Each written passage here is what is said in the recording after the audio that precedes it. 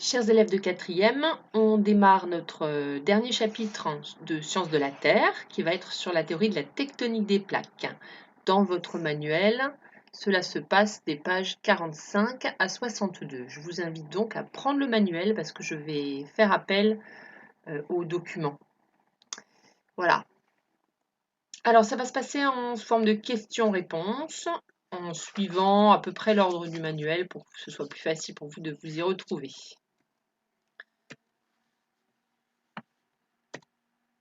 Question 1.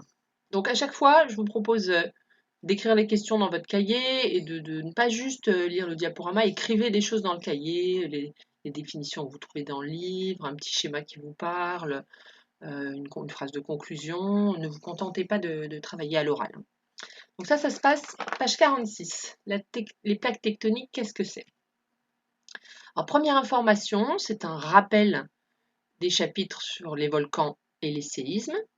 Première information donc, que vous connaissez, c'est que les épicentres des séismes et les volcans actifs sont répartis inégalement à la surface du globe. Autrement dit, il y a des régions dans lesquelles il y en a beaucoup, d'autres dans lesquelles il y en a très peu.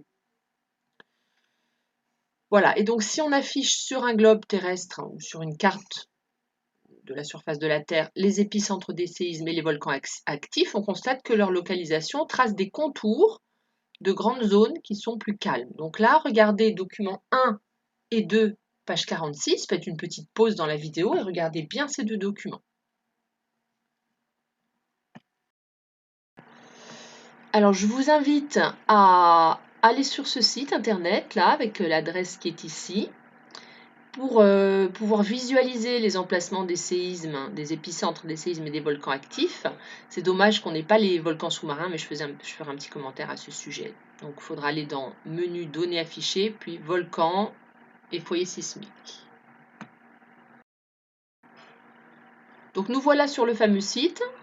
On a donc la topographie de la surface de la Terre, une carte de la surface de la Terre. On a là par exemple notre petite Europe. Données affichées, volcans. Voilà, donc on voit très bien les volcans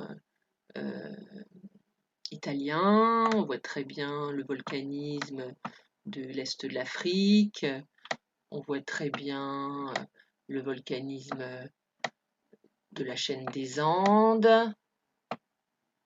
Là, ici, le volcanisme de l'Amérique centrale, etc., le volcanisme des Antilles. Et on va également afficher la localisation donc les foyers sismiques, mais en surface, du coup, ce sont les épicentres. Voilà, donc on voit très bien les épicentres qui dessinent l'axe des dorsales sous-marines,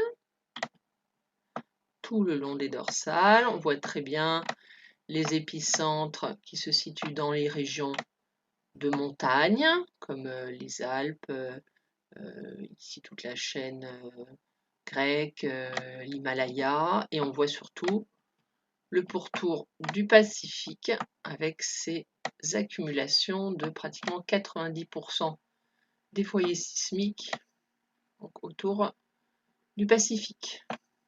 Incroyable. Bon, eh bien, quand on regarde ces cartes, les foyers sismiques et les volcans dessinent des sortes de contours. Alors surtout que, alors oui, ce que j'ai oublié de dire, c'est que les dorsales, il n'y a pas marqué de volcan là, tout le long des dorsales, mais en réalité, tout ça, là, tout le long, ce sont des volcans sous-marins. C'est-à-dire que le long de cette... en même temps que cet alignement sismique, il y a un alignement volcanique qui n'est malheureusement pas noté sur la carte, parce que seuls les volcans de surface, qui donnent des éruptions à la surface, sont indiqués. Mais tout le long, là, on a du volcanisme.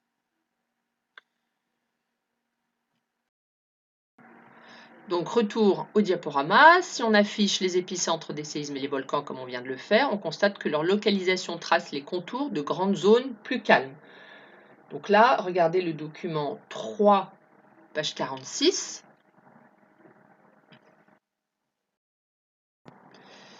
Voilà, donc ce constat, ça a conduit les géologues à proposer que l'enveloppe rocheuse cassante de la Terre, la partie de la surface de la Terre qui est faite de roches cassantes, est découpée en grandes plaques. Donc ces plaques, vous les avez sur le document 3, page 46, elles ont des noms. Plaque Amérique du Nord, plaque Eurasie, plaque Pacifique. Et donc là, je vous ai remis une carte pour ne pas avoir à scanner le document du livre, mais c'est exactement la même chose. Cette enveloppe rocheuse cassante, qui est découpée en plaques, on l'appelle la lithosphère. C'est comme une sphère de roche. Lithos, la roche, litho ou lithos, et sphère, une boule, une enveloppe. Donc du coup, ces plaques, on va les appeler assez logiquement des plaques lithosphériques puisqu'elles sont faites de lithosphère. Elles sont constituées de lithosphère. Le terme plaque tectonique, c'est juste un synonyme de plaque lithosphérique. En fait, plaques lithosphériques, ça se rapporte à de quoi elles sont faites. Elles sont faites de lithosphère. Alors que plaques tectoniques, ça nous dit plutôt ce qu'elles font ces plaques, et elles ont une activité, à leurs frontières, il y a une activité sismique, il y a une activité volcanique, il y a des contraintes qui s'exercent sur elles. Donc voilà, on parle de tectonique dans ce cas. Donc finalement, notre question 1, c'était les plaques tectoniques, qu'est-ce que c'est? Et en 2 phrases, si on veut résumer, une plaque tectonique, ou plaque lithosphérique, synonyme, c'est un fragment de la lithosphère terrestre.